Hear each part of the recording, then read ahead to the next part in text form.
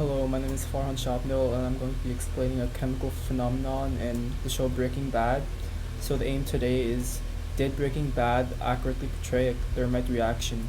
So I'll give you guys some context. Breaking Bad is a show where Walter White and Jesse Pinkman begin a business making and distributing methamphetamine for profit. So prior to the scene, they run out of ingredients to make meth, so they plan to steal methylamine, which is a key ingredient in the production of meth, and they try to go to like some secure facility to obtain this product. The problem they have in executing the heist, however, is that there's a large lock that safeguards the facility, and to counteract this problem, Walter White proposes to use thermite to melt through the lock. So I'll be showing you the scene right now. Okay, so this message comes after I made the video. So I was proofreading the video and I found that my computer, it didn't pick up the audio from the video. So to counteract this issue, I posted the link to the YouTube video in the description below, and you should definitely check it out before you move on with the presentation. I'm sorry this issue happened, but I don't know how to fix it. Oops.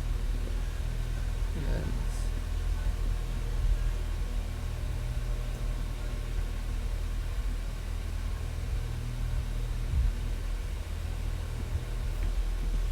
okay, so that's the first clip. The scene starts with Walter White pouring a substance extracted from a children's toy into a bag, right? So the toy is known as Etch-a-Sketch, which is like some toy that kids use to draw like stuff on like a pad. You could like search it up if you want to see how it looks like. So Walter's claim in the scene is that he says, "I think it'll cut through any lock we're likely to find." However, so here's the problem I have with the scene. I did some research and found out that Etch-a-Sketch doesn't actually have thermite in it as the scene depicts. Obviously, because like why would you have explosives in a children's toy? Instead, in real life, the toy has solid aluminum, which has to be physically mixed in with iron oxide to create thermite. However, the scene assumes that thermite comes straight out of the toy, and this is simply not true. So we'll take a look at the second clip.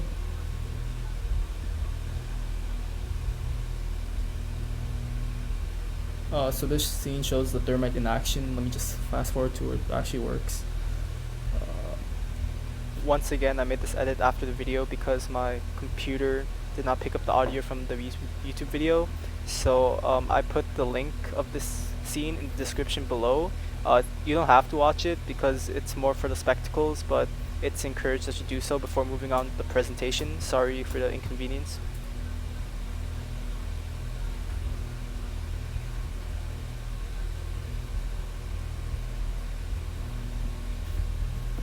Okay, so that was the second clip.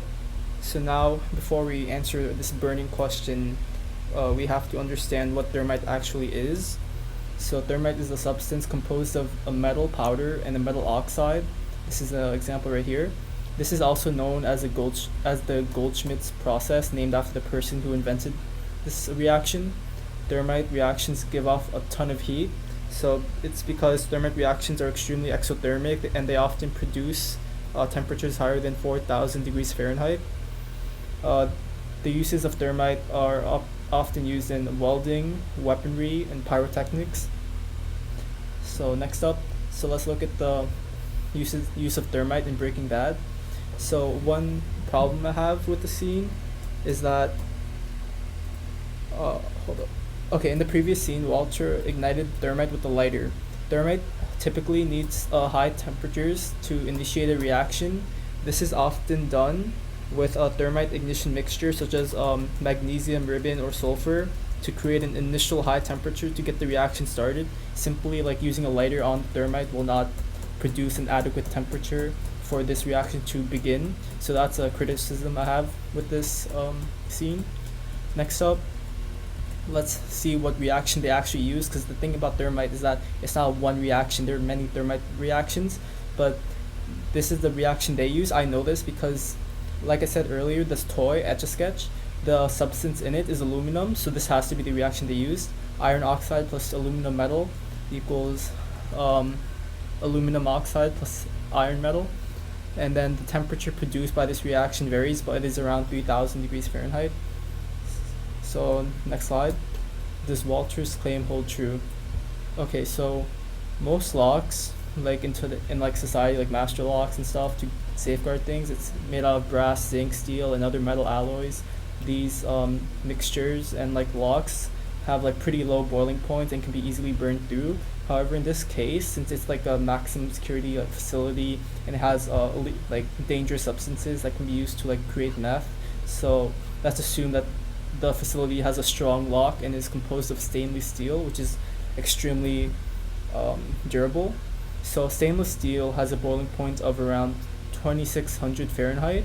However, if you go back to the previous slide, we see the temperature produced by this reaction right here, it's around 3000 degrees Fahrenheit.